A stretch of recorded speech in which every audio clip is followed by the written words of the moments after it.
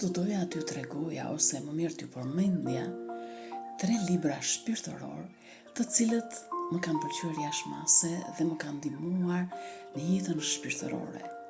Dhe që janë libra që vazhdoj t'i lexoj gjithmonë, sepse nga vetë emri, libra shpirtëror janë ushqim për shpirtin. Ndërmjet shumë të tjerave, si për shembull lutja, kungata hyjnore, misteret e tjera që ndihmojnë shpirtin, një ushqim janë edhe librat shpirtëror. E mbushin njeriu me shpresë, me gëzim, me paqe, me siguri. Për të gjitha këto ka nevojë shumë njeriu i sotëm. Po e filloj me librin e parë, quhet Bibla. Libri i librave, libri më i përkthyer në gjuhët e botës. Këtu na tregohet kush është Zoti, na tregohet gjithë historia e njerëzimit. Në fillim fillohet me zanafillën, si Perëndia krijoi botën, qiellin, tokën, çdo gjë të dukshme të padukshme, si ka krijuar njeriu. Pastaj vazhdon me libra të tjerë profetik, didaktik, përmenden shumë personalitete të dhjetës së vjetër që kanë bërë një jetë shenjtë. Pastaj kemi profeci të ndryshme për ardhjen e Krishtit, ndërmjet shumë profecive, profecitë më të forta janë për ardhjen e Krishtit. Edhe kemi pastaj fillimin e dhjetës së re me ardhjen e Krishtit në tokë, me mësimet që na jep Zoti Krisht.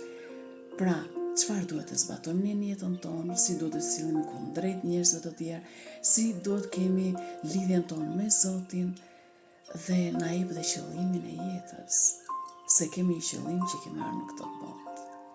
Edhe në fund është libri i Apokalipsit ose zbulesa e Joanit. Pra, fillon Bibla me zanafillën dhe përfundon me zbulesën e Joanit. E gjithë Bibla përshkruhet nga dashuria për në njerëzit.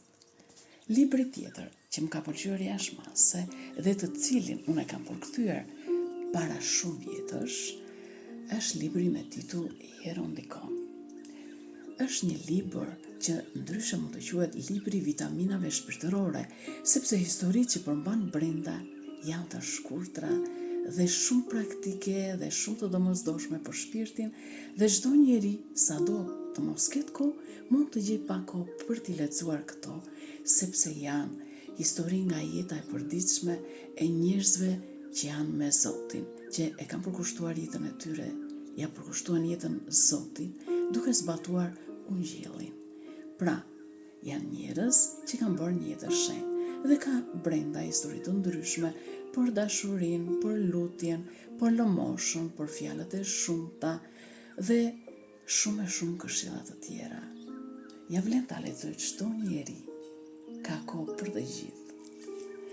Dhe libri tjetër i tretë është libri i jetëve të shenjtorëve të kishës sonë. Janë shenjtor, janë njerëz të cilët ishin njerëzine, po që përpoqën ta zbatonin ungjillin në jetën e përditshme. Dhe kështu ne kemi në kishën tonë çdo ditë shenjtor, dhe këta libra, pra librat e jetëve shenjtorëve, çdo ditë ka shenjtor dhe janë 12 libra që quhen sinaksar, po që janë botuar në mënyrë do më thënë disa muaj së bashku dhe përshkruhet me hollësi jeta e shenjtorëve të kishës ortodokse. Këta përbëjnë një burim frymëzimi për çdo njeri. Gjithashtu edhe shenjtorët tanë bashkëkohor kanë lexuar jetët e shenjtorëve të mëparshëm dhe janë frymëzuar dhe janë shenjtëruar.